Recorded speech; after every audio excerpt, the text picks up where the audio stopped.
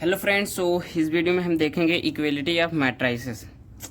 इसमें आपको क्या होता है कि इसमें सपोज एक मैट्रिक्स ये दिया है और ये मैट्रिक्स ये दिया है। ये यहाँ पर ये दिखाया जाता है, माना जाता है कि ये दो मैट्राइसेस को यदि इक्वल दिखाना है, कि जैसे होता है ना कि यदि में 5 होता है, 5 ही तो 5 होता है, तभी तो हमें पहचान में आता है। तो इस तरह से मैट्राइसिस में भी हो सकता है क्या कि एक मैट्राइसिस दूसरे मैट्राइसिस के इक्वल होगा, और वो कैसे इक्वल होगा, ऐसा भी हो सकता है क्या? तो क्वेश्चंस आता है, यस हो सकता है। और वो कंडीशंस क्या हो सकता है भाई? अब यहाँ पर जैसे देखिए 5 के इक्वल टू 4 थोड़ा ना हो सकता है, ऐसा हो सकता है नहीं ना।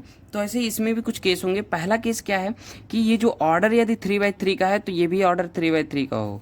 यहाँ जो भी ऑर्डर है यदि ये m×n का है तो ये भी m×n का होना चाहिए, मतलब ऑर्डर सेम होना चाहिए दोनों मैट्राइसेस का इक्वल दिखाने के लिए। तो मैंने सपोज कर लिया जो ऑर्डर है भाई, ऑर्डर ये सेम होना चाहिए। और दूसरा केस क्या है कि इसका जो करस्पॉन्डेंस एलिमेंट है, क्या हमने बोला, जो करस्पॉन्डिंग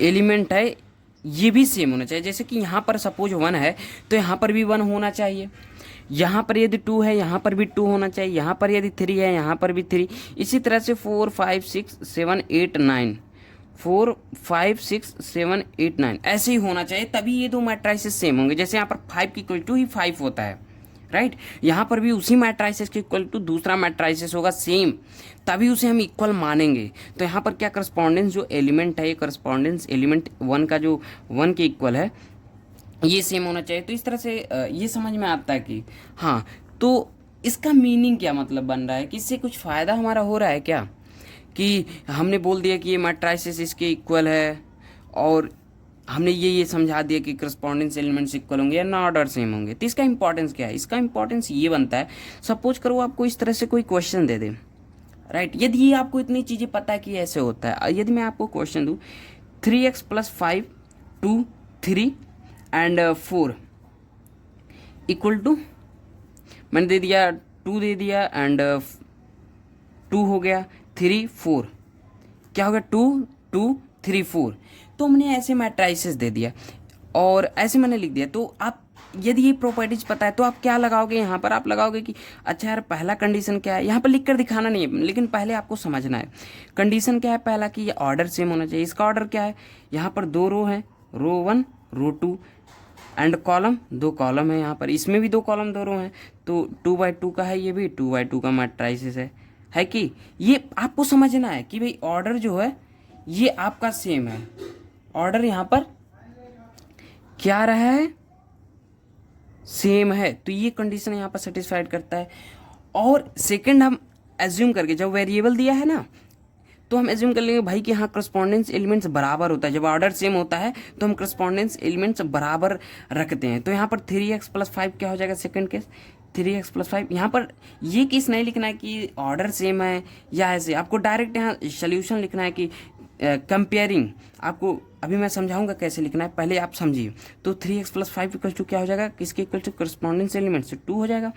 तो 3x+5 इक्वल टू 2 हो गया ना, तो 3x इक्वल टू क्या हो जाएगा? 2 - 5। तो 3x इक्वल टू -3, तो x ये 3 से 3 कट गया तो x इक्वल टू -1 आ जाएगा। आ जाएगा कि नहीं? जब x इक्वल टू -1 आ जाएगा, अब यहाँ पर आप रखकर चेक करोगे क्या है बराबर हुए। अब x इक्वल टू -1 तो -3 हो जाएगा, +5 2 3 4 ऐसे मैंने रख लिया, और इक्वल टू क्या रख दिया? 2 2 3 4, इस तरह से हमने रख लिया। तो क्या सेम मैट्रिसेस बन रहा है? ये क्या हो जाएगा? 3 जब जाएगा 2 हो जाएगा, 2 3 4। यहाँ पर भी क्या आ गया? 2 2 3 4, मतलब यार सेम मैट्रिसेस आ गया। यहाँ समझ में आ गया कि अच्छा इस तरह से आप वेरिएबल भी फाइंड कर सकते हो और मैट्रिसेस भी इक्वल दिखा सकते हो। तो आपको एग्जाम में ऐसे कैसे करना होता है, जैसे आपको ये क्वेश्चंस आपको दे दिया, राइट। ये 3x+5, ये 2 3 एंड 4, ये क्वेश्चन सपोज करो वेरिएबल चेंज कर सकता है। ये ऐसे दे दिया 2 2 3 एंड 4, आपको एग्जाम में अब करना है। तो इसे कैसे करोगे? डायरेक्ट आप सोल्यूशन लिखोगे ऐसे। सोल्यूशंस आपने इसका सोल्यूशन लिखा तो आप डायरेक्ट लिखोगे कंपेयरिंग बोथ मैट्राइसेस राइट। जब आप कंपेयर करोगे तो आपको क्या आपको पता है कि इसके करस्पॉन्डेंस एलिमेंट्स जो है इक्वल होते हैं। आपने माइंड में कॉन्सेप्ट को रट लेना है या याद कर लेना कि ऑर्डर सेम है। हाँ, ऑर्डर सेम है दोनों का। और क्या होता है कि जब ऑर्डर सेम होता है तो इसका करस्पॉन्डिंग एलिमेंट बराबर होता है। तो राइट, तो यहाँ पर आप ऐसे कॉन्सेप्ट लगा के 3x + 5 = 2 ऐसे इसको 2 के लिख दोगे और यही सोल्यूशन लिख दोगे, x = -1 आ जाएगा इससे, है कि नहीं। ये आपका हो गया, इतना ही इसका सोल्यूशन 1 या 2 नंबर में आएगा आपका, राइट। यदि आप पूरा लिखना चाहते हो इसको तो आप एनसीईआरटी में लिखा है as the given matrices are equal. यहाँ जो है मैट्राइसेस आपको ऐसे दिखाना है as the given matrices are equal therefore their correspondence elements must be equal comparing the corresponding elements we get. तो आप इस तरह से लिख सकते हो, बट यार इतना बड़ा ना ही लिख के आप अब यही भी लिख दोगे तब भी आपको सेम वही नंबर मिलेगा। अब आपको यदि हम क्वेश्चन समझाएं, ये एग्जाम्पल नंबर 4 एनसीईआरटी का, तो इसमें यार देखो, इसमें आपको क्या करना है, डायरेक्ट देखो इक्वल दिया है ये मैट्राइसेस। अब आपको ऐसे कंपेयर कर लिख करके यहाँ देखो लिखा भी है find the value of ABCXYZ। तो यहाँ पर भी आपका ही x का वैल्यू फाइंड करना था, अब यहाँ पर इतने सारे इनके वैल्यू फाइंड करना है। तो आप बहुत आसानी तरीके से आप ऐसे लिख के कंपेयर करके, अब यहाँ ये किसके बराबर हो जाएगा, एक करस्पॉन्डेंस एलिमेंट्स 0 के, तो x + 3 = 0, तो x + 3 = 0, तो क्या हो जाएगा।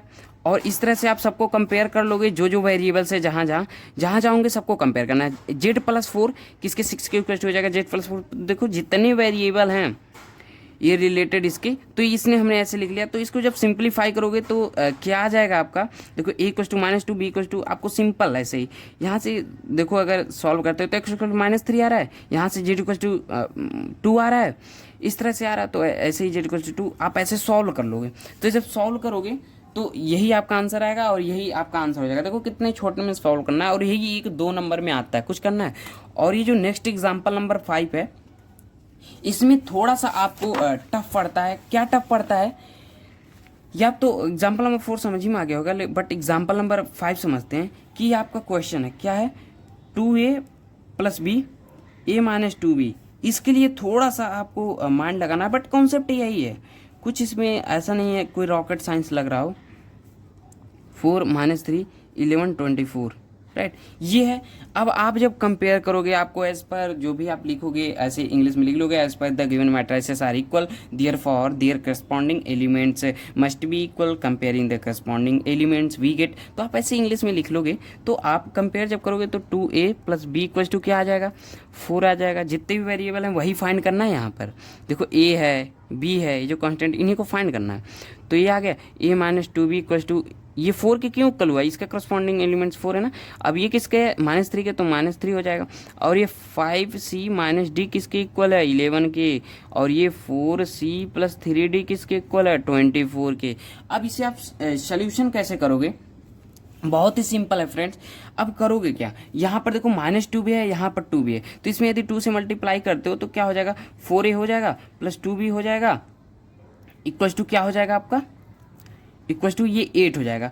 तो अब इसे रखोगे a - 2b इक्वल टू -3, तो ये 2 + 2b या -2b से कट जाएगा ना ऐड करने पे, तो ये 5 पे इक्वल टू क्या आ जाएगा, ये 5 आ जाएगा, 8 - 3 5 हो जाएगा। फिर 5 पे तो इक्वल टू क्या आ जाएगा, 5 से 5 कट जाएगा 1, तो a इक्वल टू 1 आ गया। इसी तरह से आप इन लोगों को भी सॉल्व करोगे।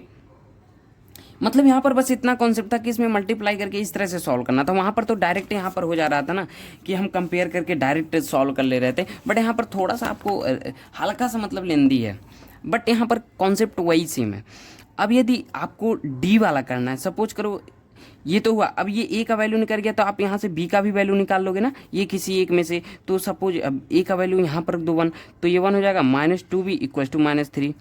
अब ये -2 भी है, इधर आएगा इस तरफ तो -4 हो जाएगा। ये भाई माइनस यहाँ +1 है तो इस तरह आएगा -4, नहीं हो जाएगा, -3 है तो -4 हो गया।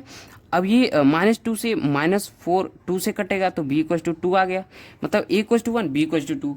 अब इस तरह ये सी डी को भी इसी तरह से करके, मतलब एक को मैच करके, जैसे यहाँ 3d है तो यहाँ 3 से मल्टीप्लाई कराओगे तो 5 या 15c -3d -11 3 जा 33, तो इसको आप लिखोगे 4c + 3d इक्वल टू 24। जब इसे कैलकुलेट ऐड करोगे तो ये कट जाएगा और ये क्या हो जाएगा दोस्तों, 5 4 9 5 4 9 मतलब 19 19C इक्वल टू क्या हो जाएगा, इसमें से ये दोस्तों ऐड हो रहा है, राइट, ये हम ऐड कर रहे हैं, सब्ट्रैक्ट नहीं कर रहे हैं। यहाँ पर भी हम ऐड किए थे, सब्ट्रैक्ट नहीं किए थे। अब यहाँ ऐड करोगे 4 3 7 3 2 5 57, तो ये क्या 19 या 57 होता है ना, राइट, 19 क्या ही 57 होता है कुछ इसी तरह से।